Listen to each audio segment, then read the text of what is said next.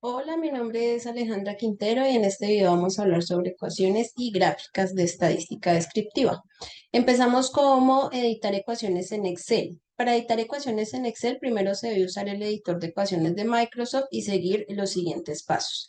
Hacer doble clic en la ecuación que se desea editar o seleccionarla y presionar Enter. Se debería recibir un mensaje que ofrece convertir la ecuación al formato OMML. En la mayoría de los casos la ecuación se convertirá correctamente, pero se podrían notar algunas diferencias de formato como fuentes o espaciados ligeramente diferentes. Se puede modificar una ecuación en el editor de ecuaciones siguiendo estos pasos. Hacer doble clic en la ecuación que se desea editar, utilizar los símbolos, plantillas o marcos de la barra de herramientas. En Word o Excel, para volver al documento, simplemente se hace clic en cualquier documento.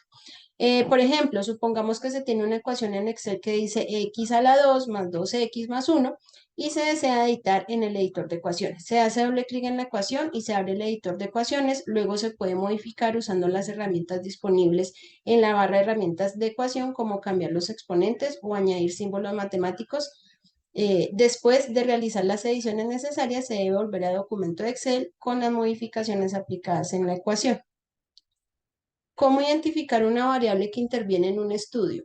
Para identificar una variable se debe definir claramente el problema de investigación, investigar la literatura existente para identificar variables relacionadas, distinguir entre variables independientes y dependientes, definir las variables de manera concreta, clasificar las variables como cualitativas o cuantitativas, considerar variables de control si es necesario, establecer la población y muestra de estudio y por último, validar las variables antes de la recolección de datos.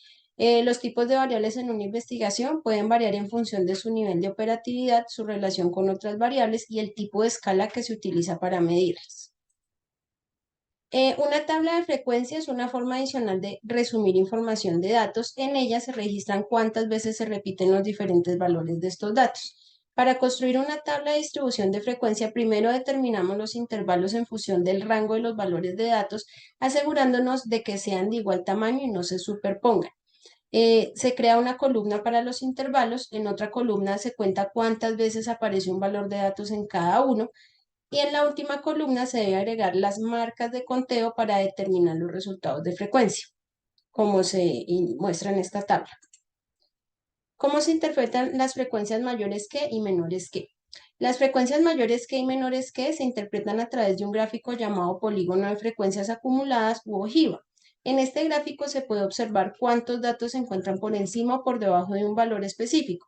Por ejemplo, el 30% de las personas tiene menos de 25 años y el 60% tiene menos de 35. Con el gráfico de una ojiva ascendente puede estimar rápidamente qué porcentaje de personas se ubica por debajo de un valor dado o encontrar el valor por debajo del cual se encuentra un determinado porcentaje. ¿Cómo elaborar gráficos para datos cualitativos? Entonces tenemos el diagrama de rectángulos, que es similar al histograma. Este gráfico representa caracteres cualitativos en el eje horizontal y utiliza rectángulos no superpuestos con alturas proporcionales o la frecuencia de cada carácter. Diagrama de sectores o de torta. En este gráfico, cada carácter cualitativo se representa como un sector de un círculo completo y el área o arco de cada sector es proporcional a la frecuencia relativa del carácter. Diagrama de puntos se utiliza para datos continuos y cuantitativos univariados. Consiste en puntos trazados en una escala simple y se emplea cuando hay pocos datos. Diagrama de cajas. Este gráfico se basa en cuartiles y muestra la distribución de un conjunto de datos. Consta de una caja que indica la mediana, valores mínimos y máximos, cuartiles y valores atípicos. ¿Cómo elaborar gráficos por datos cuantitativos? Entonces, tenemos el histograma, organiza los datos e intervalos y crea barras que representan la frecuencia en cada intervalo. Es ideal para mostrar la distribución de datos cuantitativos. Gráfico de barras muestra valores cuantitativos en el eje horizontal y sus correspondientes valores en el eje vertical mediante barras rectangulares. Gráfico de línea conecta cuántos datos con líneas adecuado para representar tendencias o cambios en datos cuantitativos a lo largo del tiempo. Polígono de frecuencia. La elección del gráfico adecuado depende de la naturaleza de los datos y del mensaje que desea comunicar. Cada tipo de gráfico se adapta a diferentes propósitos al trabajar con datos cuantitativos. ¿Cómo interpretar los valores presentados en arreglo tabular utilizando los datos de forma original. La interpretación de valores presentados en un arreglo tabular utilizando los datos en su forma original implica entender cómo se organizan y representan los datos en la tabla. Tenemos estos pasos claves. Primero, leer las columnas y filas. Se comienza por leer las etiquetas de las columnas y las filas para comprender qué representan. Las columnas suelen indicar variables o categorías, mientras que las filas representan observaciones o casos. Identificar los valores. Se examinan los valores dentro de la tabla y se comprende qué representan. Estos valores pueden ser números, palabras o códigos. Análisis de la distribución. Observa cómo se distribuyen los valores en la tabla. Se puede identificar tendencias, patrones o relaciones entre las variables. Seguimos con cálculos de estadística. Si es necesario realizar cálculos utilizando los valores de la tabla, esto puede incluir promedios, sumas, porcentajes u otras medidas descriptivas. Contextualizar la información. Si los datos tienen un contexto o una fuente específica, se deben tener en cuenta al interpretar la tabla.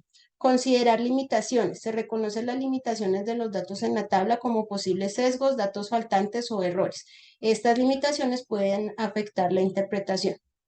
En resumen, la interpretación de valores en una tabla implica leer, comprender y analizar la información presentada de manera organizada. Muchísimas gracias por su atención.